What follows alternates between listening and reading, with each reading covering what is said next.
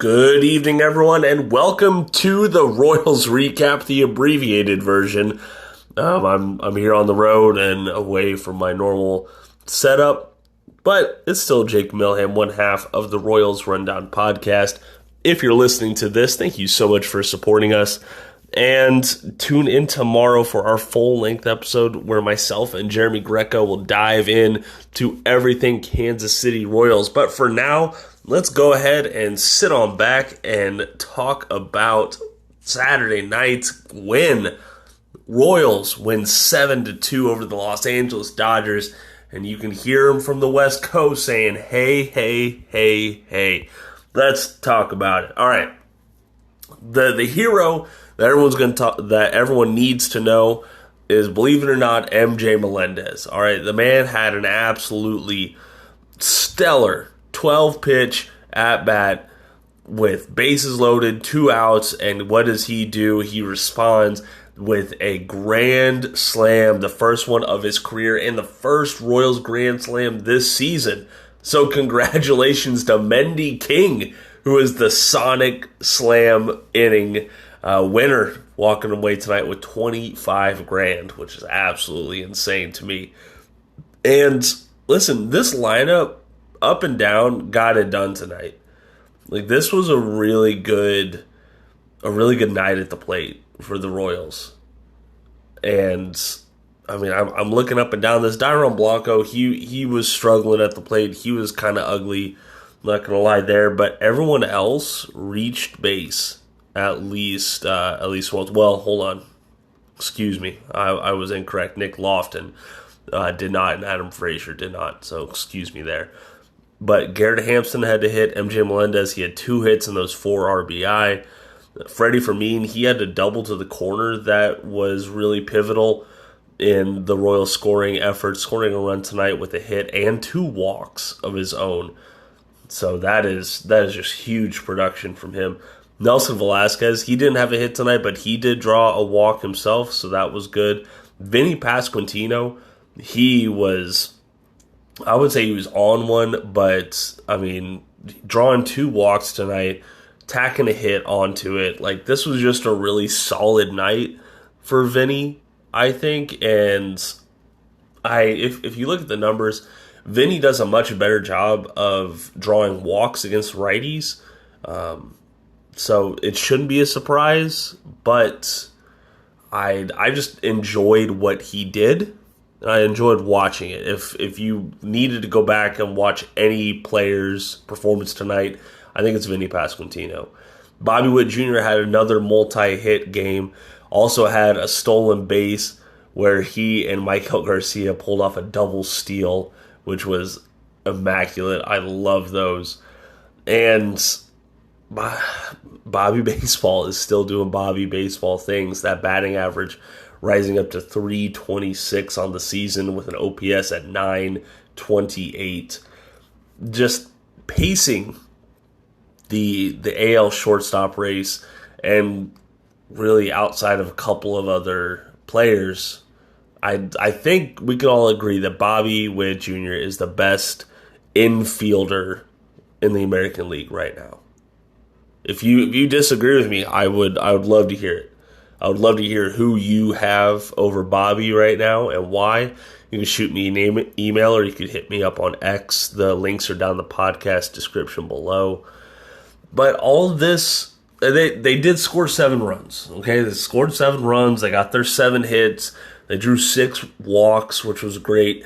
But all of that would have been for naught if it weren't for a solid, quality pitching performance from the Kansas City Royals, just up and down tonight. Seth Lugo did get into trouble a few times tonight, but he walks away with yet another quality start on the season, pitching 6 innings of 2-run ball, allowing 6 hits and walking 1 batter, but striking out 4, lowering that season ERA to 2.40 and collecting his 10th win on the season. You heard that right, his 10th win. It is June 15th, folks. We're not even at the All-Star break, and a Royals pitcher already has 10 wins to his name. Absolutely incredible stuff.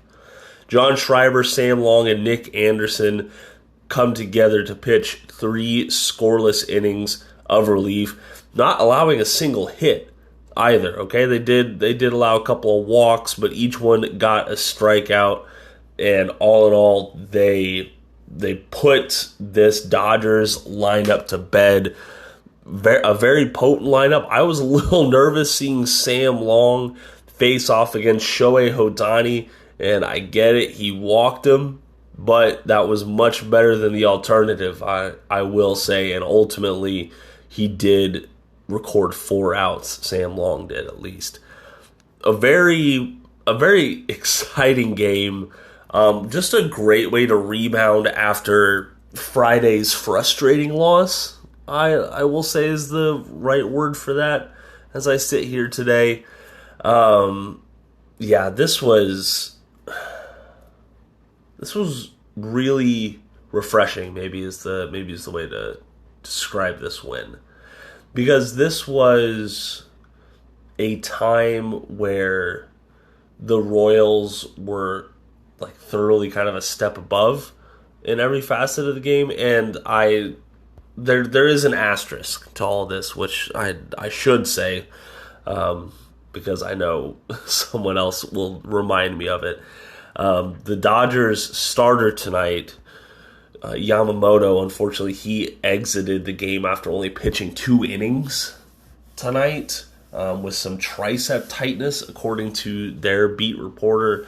And it's never an easy thing to rebound when your starter, who you are expecting 5, 6, maybe even 7 innings from, only pitches 2, and here the Dodgers are having to kind of cobble together a bullpen game on the fly, and that just opens up the margin for error, because you look at this and they had 3 relievers who had solid nights tonight.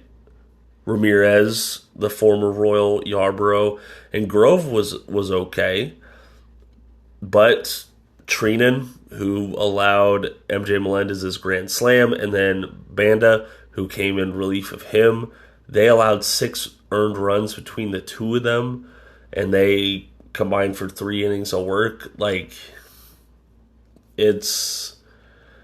I know Dodgers fans out there are that is going to be their rationale to move on from this loss, and hard to blame them.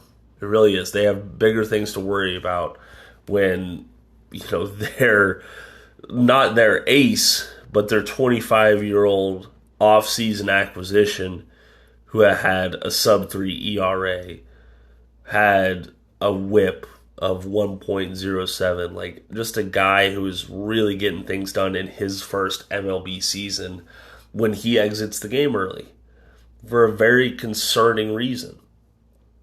So I don't want Royals fans to focus on that, though, because this was, at the end of the day, what we're going to remember here in about 2 weeks is that this was a win over the Los Angeles Dodgers.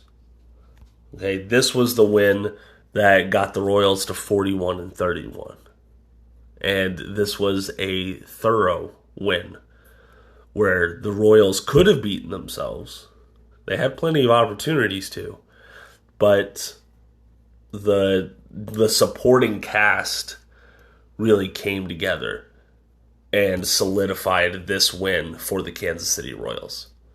So a lot of stuff to like.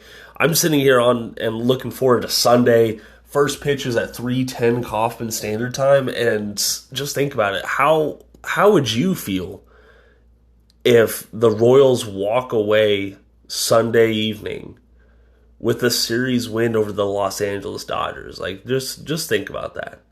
After the brutal Yankees series, they hit the road, go out to LA, face off against another division leader. If they walk out of Dodger Stadium with a series win, I would be more than a happy man. I'd be elated. But I will be sitting down to talk with Jeremy about whatever the series' result is come tomorrow evening. So make sure to stay tuned for that. I'm going to go ahead and get on out of here. If y'all want to listen to the post-game interviews, I'm going to have those up on Royal Rundown Pod, the X account, that is RoyalRundownPod. Once again, that is Royal Rundown Pod on X. So go check it out there, or the link is down in the podcast description below. I appreciate the folks hitting me up on email last night. Some good questions there, talking about what's going on in the booth, what's going on in the bullpen, things like that. Please hit me up on my Gmail if you have any sort of questions like that.